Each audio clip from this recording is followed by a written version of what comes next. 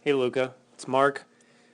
I've got a video of you rowing and I'm going to give you some critiques and some technique stuff that you can watch and then bring into our next training session. So this is about 8 seconds of you rowing. So I'm going to play this nice and slow for you.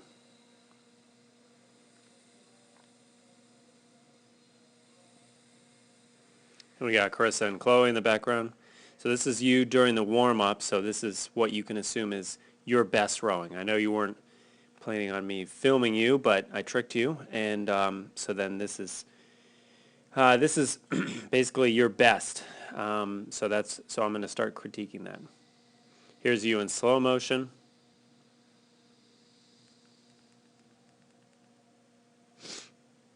All right. So you can already see a couple of things that we're really going to work on here. And so once this starts, so let's talk about you coming out of the finish. So I didn't actually start. Actually, let's. All right. So here's the start of your new stroke. Here's the finish. Let's talk about the positioning here.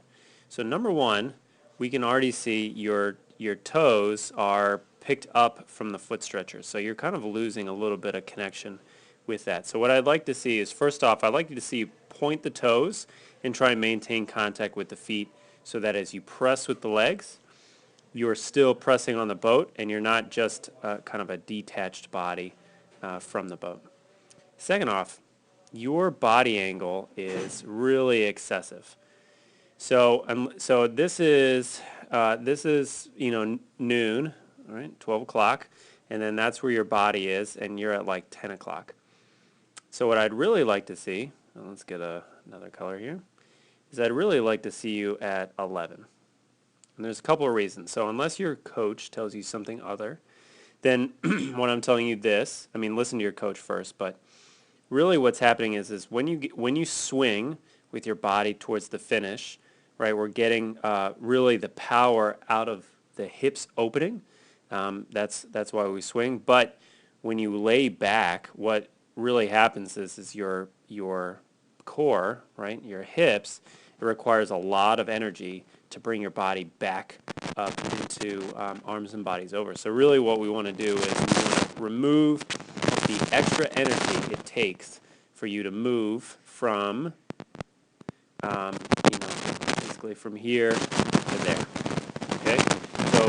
So essentially, if you kind of compare and contrast, like if you lean back to 10 o'clock and then you lean back to 11, you're going to notice it just takes so much less energy when you lean back to 11. And the difference between the two is it's like here's where the handle is, and then when your body's at, so when you're here, the difference is like 6 inches or something like that, 4 inches. You're really not giving up a whole lot with a smaller label. All right, so finish. What we're looking at here is this is your arms and body. Your arms and body are right here. Really what I'd like to see is your arms come out, your body stays, and you can already see the knees come up.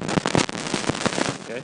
So your knees are coming up, not at a bad time, but your body is still, when your knees are coming up, your body's still way back here. You're basically still in the finish. And what's happening is when you get the arms and bodies over, okay, so your body should be here at at 1 o'clock, and then your arms come out like this. When you get over early, then we're going to get a lot of tension in your hamstrings, your calves, and your low back. And that tension is what we're farming for as we're going up. And so we're going to use that tension to be able to push off when we get to the catch. Right now what's happening is your arms go forward, your legs start to bend, and then you have a very poor farming for energy. Basically, the tension that you need to push off isn't there. So then when we get to the catch, what happens is here's where you begin to drive. Okay? And let's make a little line here. Here's your wrist. And then where you actually get tension is right there. right? That's where you start to engage with the handle. So that's a pretty significant amount of like not actually doing any work, to be honest. All right, so we'll watch that in slow motion. You can see how you just have all this slack at the catch. So we come out of the finish. We don't really farm for any of that tension. And then where we start to drive, all right, you can see all that missed space. Right? That's a lot of space, even for one stroke, and then we do this for 200 strokes, and then, you're screwed and you're not really contributing to boat speed. So coming out of the finish, what we want to think about is when we get the bodies over, right, we, all right, get the hands over, the knees stay down, okay, and then we're going to feel that tension in the hamstrings, and really what we're looking for is we want to get that body to about 1 o'clock as soon as possible until we feel like our hamstrings are about to pop. And then that's when the knees come up. But your knees come up really early. But not only that, your body swings forward super late. All right? And that may not seem like a big deal. You're like, Mark, I don't know what you're talking about. But like I said, if we look at the catch, we go up. Oh, man. We have all that slack at the catch. I just erased all those lines. I'm such a dummy. Okay. So here's your catch right there. Here's your wrist. Right? You can see it right here. That's where you hook in. Let's do that again. So we'll back this up. We'll watch it in slow motion. There's no tension in the hamstrings. Boom. Man. All that wasted space. It's terrible. All this wasted space. Okay, that's a pretty big concept here. Last thing that we want to talk about is, let's talk about how you're hanging out at the catch. Okay, I'm gonna back it up a little bit here. So let's see. All right, so we're going up towards the catch. On the recovery, we get to the catch. First off. Here's where your catch is. Here's your shin.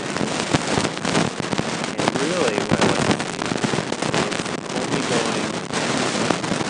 And so when you start to apply power, where does that power go? If your shins are forward, you start to apply power vertically and not horizontally. When you get your shins vertical, then we start applying power a little bit more horizontal, and you're not wasting any energy. So you're kind of over compressing. So anyways, coming up to the catch, what's happening is watch how long this seat is coming out without actually moving. So we want to, once the seat comes up, we want to see it immediately go back to the seat. There's no time to catch, hanging out, no weight that's pressing the stern down. We go up and we try and get out of the stern as quickly as possible. So we go up, hang out, and then we start moving up. Right? Even though that we're still paddling, right? And here's non-slow-mo.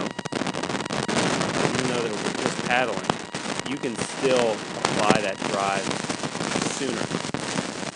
And again, it all comes down to what's happening with that preparation of the body out of the finish. Are we getting that tension in the hamstrings? Are we able to take all the slack out of the system? And the system is this chain of muscles from the hands to the shoulders, down to the hips, and the knees, and then hands.